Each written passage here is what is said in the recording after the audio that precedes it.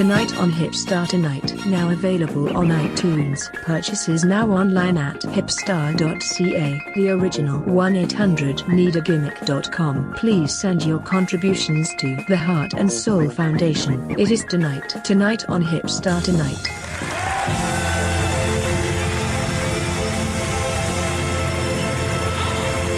It's just, fuck. I'd just rather go eat ravioli. Ravioli, holy moly.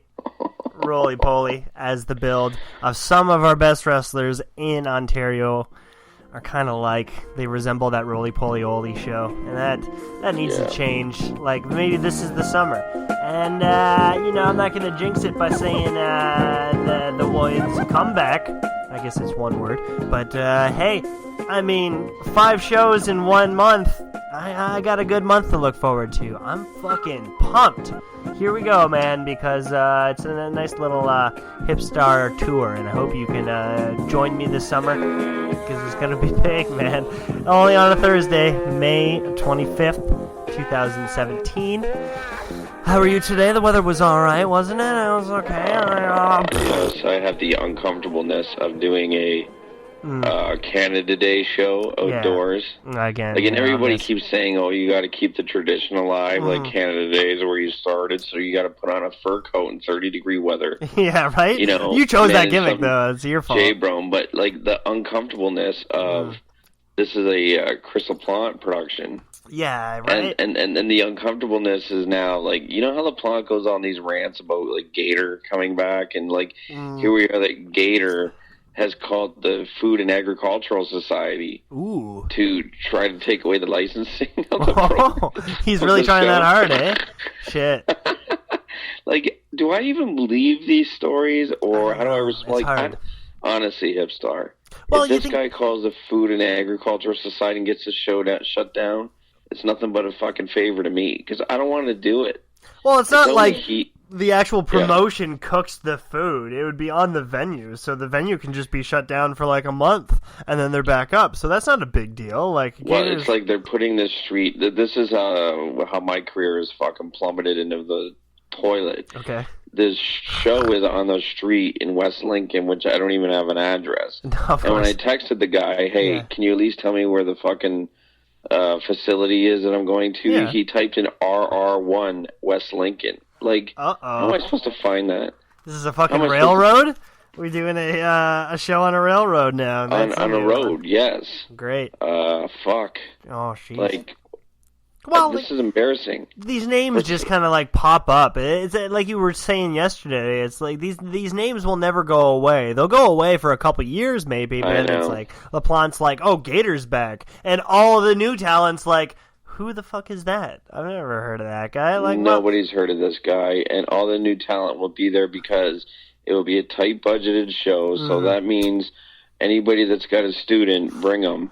Because that's usually who I end up managing is some fucking student. Yeah. You know? It means the boys are getting a free ride and that their young buck is getting some experience. So, it's, these are good experience for you, you know? Like, there's no pay, but it's like you're spending money.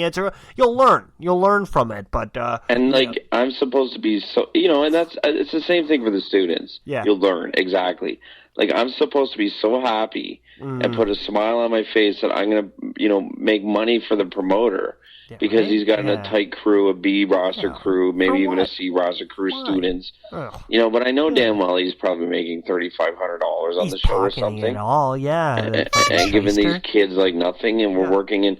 Like, there is nothing worse, Hipstar, than setting up a ring on an outdoor show, especially when the canvas is vinyl. And it's set up at like noon in the day, and we're wrestling at like 6. And just sitting there, in the heat and just becoming a fucking heat death trap. So you take your first main bump. event on all these shows, and it's like my shoes are melting to the vinyl. It's nice. It's nice that my bumps are treated like hot potato. You bump once, it's like, and you want to get up like and right they away. want to give me no money. Like, tight budget show, and like they whip me up, send me off the roads. It's like lightning rods hitting lightning rods because that's vinyl too black. There's stories that's experience for you, You get it in there, get it in. What I'm trying to say, the moral of the story is, I'm going to go against a popular decision. Okay. Nobody's ever done anything like this before in the history of a podcast or Ontario wrestling. Bring racism back. Yeah. Yes, well, I would like to bring Gator back. I want him to shut this show down. I don't want to do the show. If it takes Gator to call the Food and Drug Administration or whatever it is that he's doing to shut this show down, please, Gator, come back. That's my campaign. Heat score with Jay Moore! Yeah, the old good old days. Heat score with Jay Moore. Yeah, fuck. I don't know. I can only agree with you for so long, man. In this case, like, nobody needs to be shitting on shows. If anything, we need to work together. Like, man, there are so many shows this weekend. And so many shows on the Friday alone. Or the 28th. Is that a Friday? Saturday, whatever. Either way, there's so many shows. To do shows. You do shit shows. I do, but at least they're unique, right? All the shows that are happening this weekend, 3 of them I can name where you're going to see a shitload of super kicks and high spots. It's all the fucking same shit, so what are you going to choose? It's not like you're going there to see a certain fucking persona or name. You're just going there for fucking good action in the ring. If you're Dave Meltzer, then maybe that's a fucking cool thing. You can have your heart on there and just watch all the fucking high spots in the world. But there's just no variety. It's all fucking like, boom, boom, you go up there, and I'll fucking take my boat, and it'll fucking pop, and I'll go off the top, but you cut me. Fuck it, man. It's so fucking redundant. You gotta watch what you say. You know we can't talk like that about wrestling anymore. We've already been told by the Michael Elgins or Randy Ortons, we can't do that. Well, I'm sure if Orton actually listened to the show, he'd actually be proud that there's somebody out there saying, don't fucking buy into this shit, all right? Well, you getting your little fix. Randy Orton does not listen to the show, but I do know that Bob Sr. listens to the show. Yeah. Bob Orton Sr., who is now selling cars out in...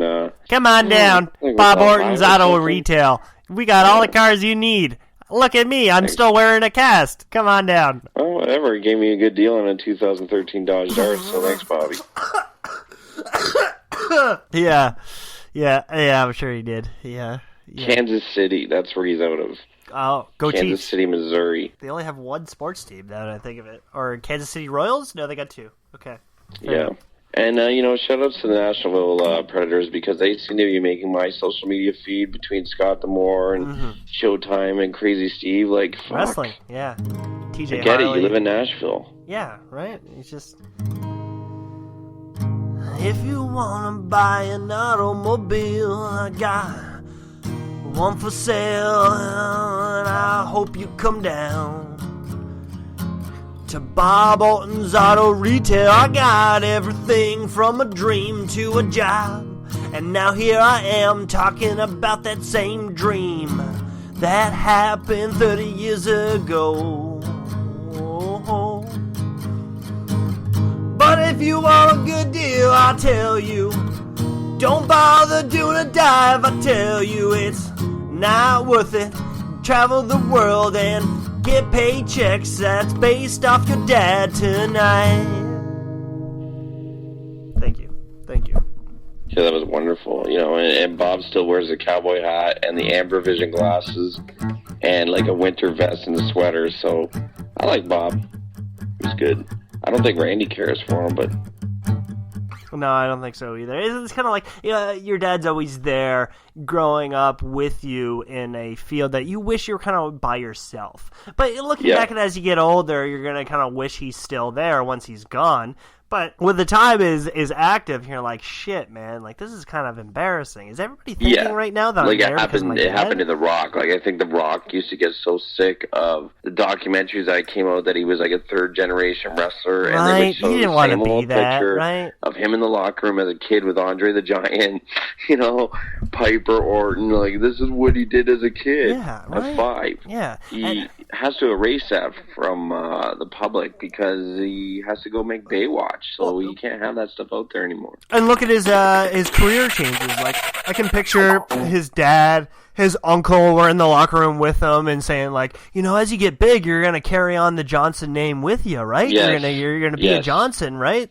Rocky Johnson. That's gonna be you. And I'm like, Dad, come on. I just want to be myself. Why do I have to be do it for the family? Why can't I just do it for myself? That's exactly what he's doing, and he is. Nobody knows everybody knows now he's a Johnson because he had to take up the wrestling name to be taken seriously and take on lead roles. But I mean, look out because Batista's doing it. Nobody doesn't want to be named. That's a different star. I mean, no one gives a shit about Batista. They're more giving a shit that Rock didn't show up at WrestleMania 33. He's catching up on the money train, though. And, he doesn't want to be seen as a Dave. Give me a break. He's certainly not a Dave in his mind, He just wants to be himself. And I'm sure, his mother's why? I named you David for a reason. Why don't you want to be a David? He was trained by the Samoans, so it may be a Samoan thing. The Samoans had their whole family in wrestling, much like the Smiths. Hearts. Yeah, right? The Hart Foundation, they used to have to stay at their house to go wrestle for the promotion. Yeah. It's you're held captive. Yeah, right? Sorry, I can't go out, babe. I'm literally imprisoned right now. I'm stuck. I'm stuck in this little dungeon that just smells like a musty... I'm watching Helen cook me stew while the cats are, over the pot. And it smells like the house, and it smells like the musty mildew walls that are just leaking into my food, and they're going to give me a lung infection every time you got to think mentally what it is that we are thinking as young boys. We would consider that an honor that we're being stretched out in this dungeon. Yeah, right. And the mentality of the performers and the boys nowadays to want to go through shit and to consider it an honor because people just want to treat you like shit. Back then, yeah. But that was a huge kick. But think about it. Let's look at it on paper. I paid my money to fly out to Calgary to pay more money to get in this school and stay a week just to fucking get my ass kicked by an old man that if I knew I fought back, I'd fucking kill him or send him in some fucking sort of coma, but that would be bad etiquette according to the boys who are and the minute you leave the circle, much like Teddy Hart did, you're considered some sort of fucking asshole. Exactly. You'll never get booked again because you couldn't take it.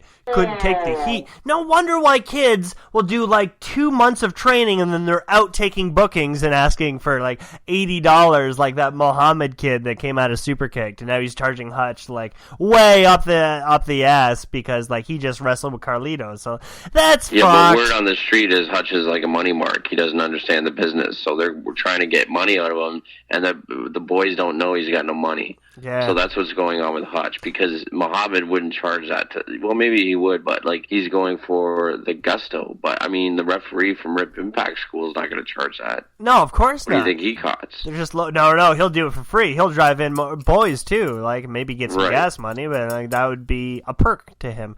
But it's true, and that's what I don't like. Hutch is he'll treat his friends closely and be you're a good friend, but when it comes to that payday and how he treats you the day of the show, it's what the fuck, man? This is a shitty fucking envelope. And all he talks about is how his major mark moment was to book Michael Elgin. It's buddy, you got me here. I'm willing to do anything for you, and you're just fucking paying me shit most of the times, not at all, and you can't realize that I'm doing you a favor. I drove to Toronto 3 times for free for my friend, and I've been in the business 30 years. He doesn't know that. He has no idea. And even when I try to tell those stories, friends, I need to do this commentary. Yeah. I need to call a Buck Gunderson match to add to my resume. Oh, and I hate that too because he really takes our experience for granted. You'll have a good idea and he'll be like, "That's a good idea," but then he's got to go run it by Buck. What the fuck, man? I don't know. I'm sick of that too. Yeah. So I mean, I've had to part ways with the whole VCW. It's too much. It's had its years, and thank you guys for everything. Exactly. Especially the no money. Yeah, especially for that, but the free demo reels on my part that I still had to go out of my way and edit based on your footage. And Bud, you don't know what kind of position that everybody puts me in when there's actually no money, and I actually have to get a pity $20 out of Mysterion's pocket. Yeah, right. Sitting there, you don't know what I'm doing to other people. I don't want to even take the money from him because there's no money. all right, I know nobody showed up. Oh, he's wore the same jacket for years. He's got no money, man. Like, and the booker doesn't realize how I'm sacrificing my friendships by going and asking for this survival money. It's not even like a payday. It's survival money so I can literally get home. Like, fuck, you don't. Just have that respect. If you're gonna book